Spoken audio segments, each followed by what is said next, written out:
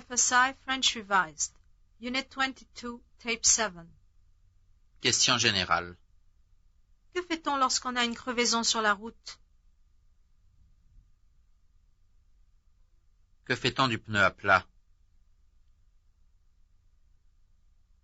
À quelle vitesse devrait-on conduire sur une bonne route? Ne pensez-vous pas qu'on pourrait changer l'emplacement de certains panneaux routiers?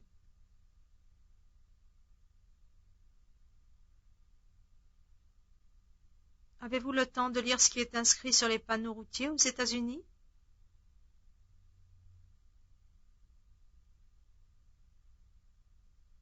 Est-ce que vous doublez à gauche ou à droite en général?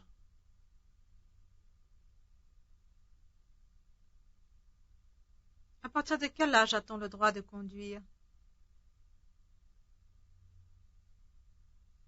Croyez-vous que les petites voitures sont un danger public?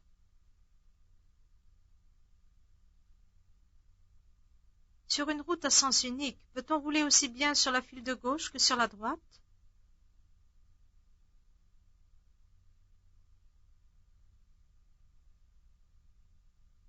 Devrait-il y avoir une limitation de vitesse sur une route à grande circulation?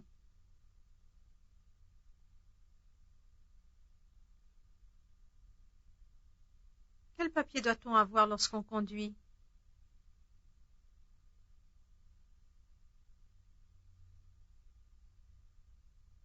En cas d'accident, que doit-on faire? Combien de fois par an faites-vous faire un graissage? Votre voiture consomme-t-elle beaucoup d'essence? Que doit-on faire lorsqu'on arrive à un stop? Quand vous êtes sur une route secondaire et que vous abordez une route à grande circulation, que faites-vous?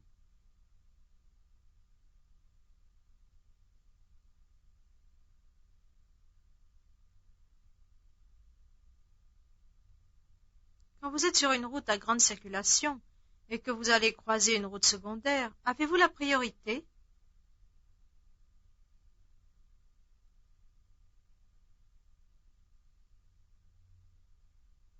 Est-ce que vous savez le numéro de votre plaque d'immatriculation? À quel moment faites-vous marcher le clignotant? Vous êtes-vous déjà servi de votre cric? À quoi sert-il? Que feriez-vous si vous tombiez en panne d'essence sur une route à grande circulation?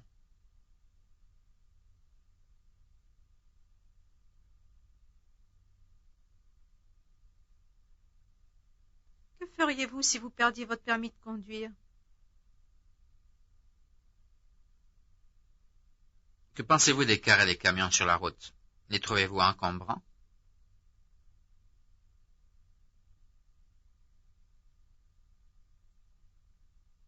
Ne pensez-vous pas qu'il devrait y avoir une file spéciale pour les cyclistes et motocyclistes?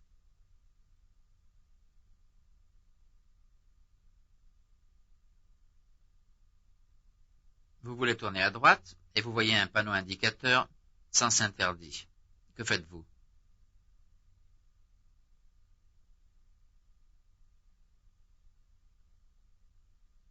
Que risque-t-il de vous arriver si vous êtes stationné dans une zone interdite?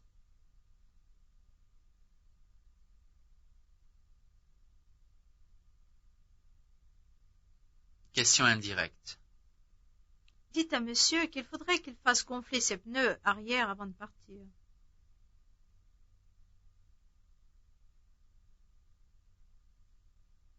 Il faudrait que vous fassiez gonfler vos pneus arrière avant de partir. Dites à monsieur qu'il devrait faire changer l'huile de son moteur un peu plus souvent. Vous devriez faire changer l'huile de votre moteur un peu plus souvent.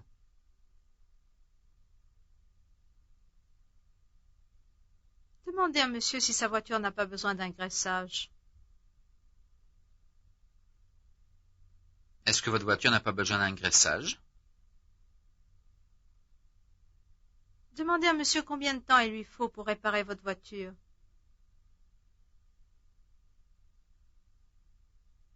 Combien de temps vous faut-il pour réparer votre voiture? Demandez à monsieur dans combien de temps vous pouvez revenir prendre votre voiture.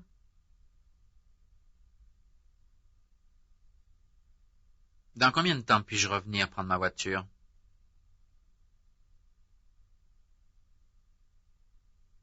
Dites à monsieur que s'il y a de grosses réparations à faire, vous aimeriez bien qu'il vous prévienne avant de commencer.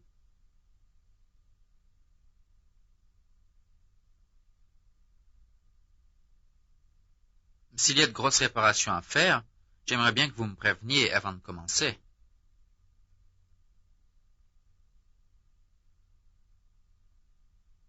Dites à monsieur qu'il vous dise maintenant s'il peut réparer votre voiture avant vendredi soir.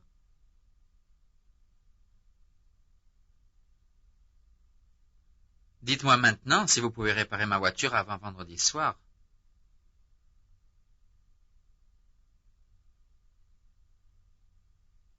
Demandez à monsieur ce qui est arrivé à son pare-choc.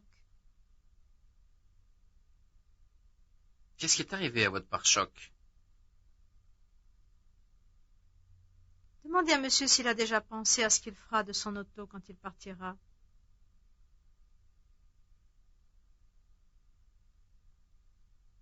Avez-vous déjà pensé à ce que vous ferez de votre auto quand vous partirez?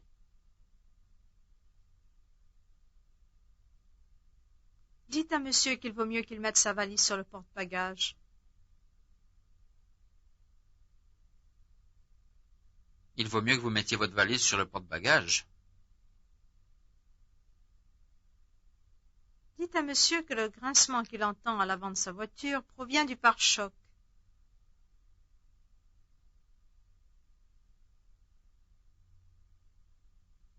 Le grincement que vous entendez à l'avant de votre voiture provient du pare-choc.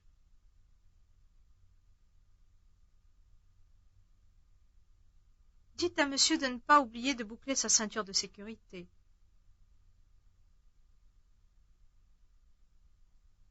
N'oubliez pas de boucler votre ceinture de sécurité. Dites à monsieur que ses freins sont lâches et qu'il faut qu'il les fasse resserrer.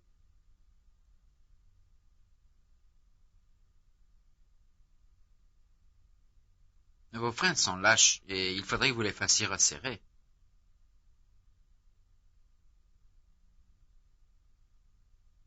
Demandez à monsieur combien de temps il faut que vous fassiez chauffer le moteur avant de démarrer quand il fait froid.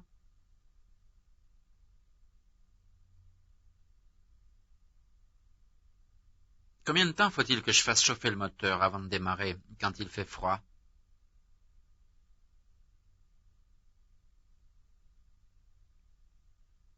Dites à monsieur que pour réparer son clignotant, il doit en changer l'ampoule.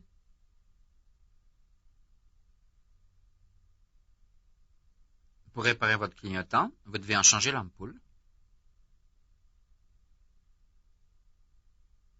Demandez à monsieur s'il a pensé à acheter de l'antigel au cas où il ferait froid.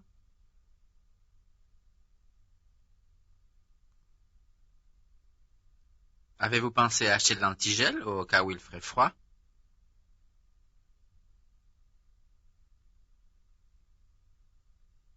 Dites à monsieur qu'il faudrait qu'il fasse gonfler un peu plus ses pneus arrière.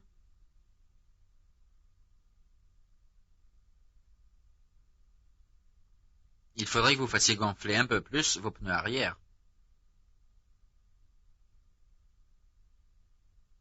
Dites à monsieur que pour garder son moteur en bon état plus longtemps, il est préférable de ne pas changer de marque d'essence trop souvent.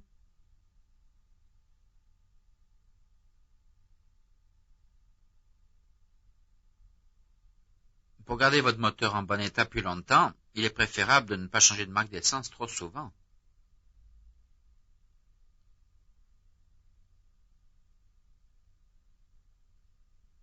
Demandez à monsieur s'il fait vérifier la pression de ses pneus chaque fois qu'il part en voyage.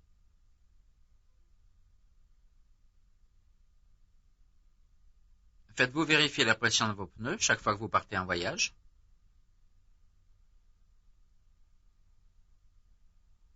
Dites à monsieur qu'en France, il lui faudra avoir des phares jaunes. En France, il vous faudra avoir des phares jaunes. Dites à monsieur que dans certains cas, un rétroviseur placé à droite est bien utile. Dans certains cas, un rétroviseur placé à droite est bien utile.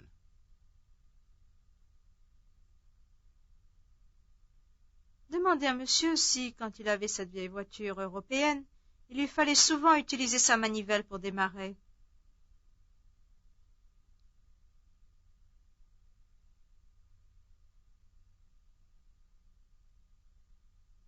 Quand vous aviez cette vieille voiture européenne, vous fallait-il souvent utiliser votre manivelle pour démarrer?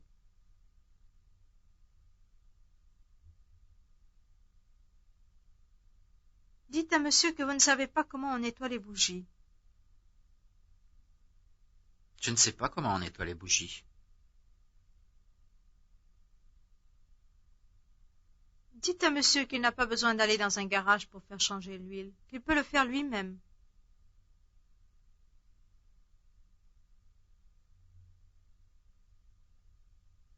Vous n'avez pas besoin d'aller dans un garage pour faire changer l'huile. Vous pouvez le faire vous-même.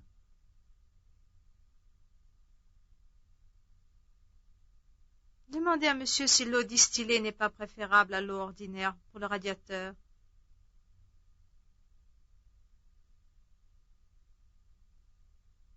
L'eau distillée n'est-elle pas préférable à l'eau ordinaire pour le radiateur?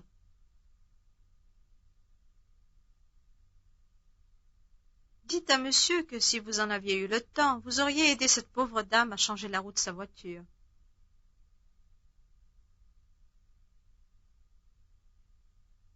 Si j'en avais eu le temps, j'aurais aidé cette pauvre dame à changer la roue de sa voiture. Demandez à monsieur si cette panne n'est pas due à un manque d'essence. Cette panne n'est-elle pas due à un manque d'essence? Dites à monsieur que vous savez qu'en France, il n'est pas nécessaire d'avoir des pneus neige en hiver. Des chaînes suffisent.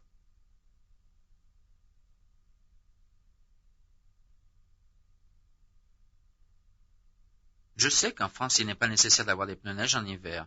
Des chaînes suffisent.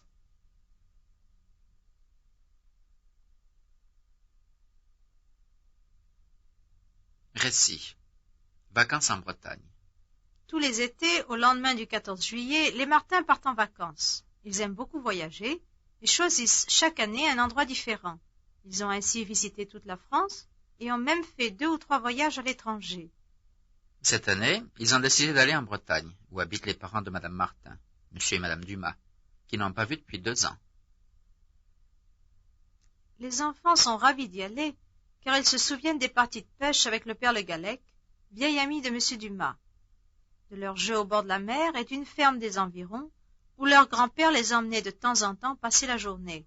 Ils en revenaient chargés de fruits et de légumes que leur avait donnés le fermier. Ce matin, les Martins se sont levés très tôt, car ils veulent partir de bonne heure. C'est la pleine saison des vacances, et les routes sont encombrées, si l'on ne part pas dès le lever du jour. Pendant que Madame Martin et les enfants s'occupent des derniers préparatifs, Monsieur Martin va chercher la voiture qu'il a laissée l'avant-veille au garage pour la faire vérifier. La voiture est prête. Tout en faisant le plein, le garagiste parle de ses prochaines vacances. Il va fermer le garage pendant le mois d'août et partir pour l'Alsace. Il a envie de se reposer et de ne plus entendre de bruit de moteur. Monsieur Martin, qui est pressé de se mettre en route, l'interrompt pour lui demander si les feux arrière ont été réparés. Le garagiste lui répond qu'il les a changés, qu'il a vérifié les phares, rechargé les accus et fait le graissage. Monsieur Martin demande encore si les freins ont été ajustés et est rassuré par le garagiste. Il peut partir sans crainte.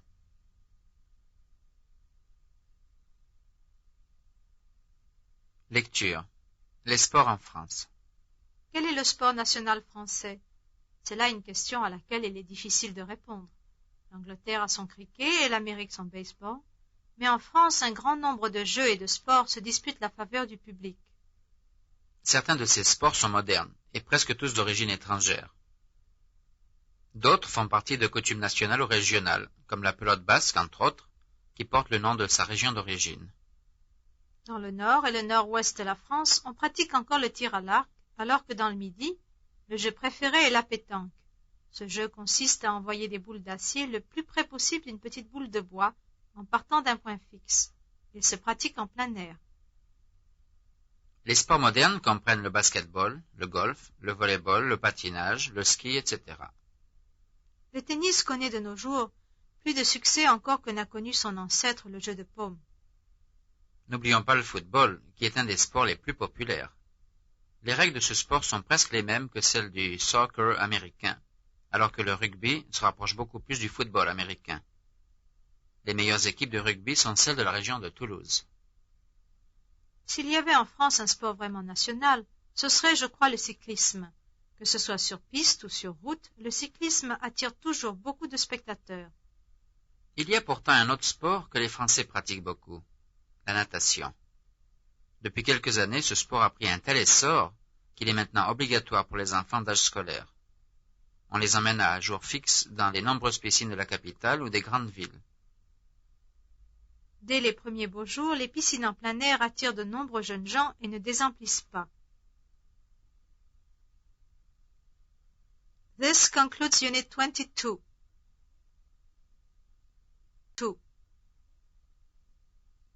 2.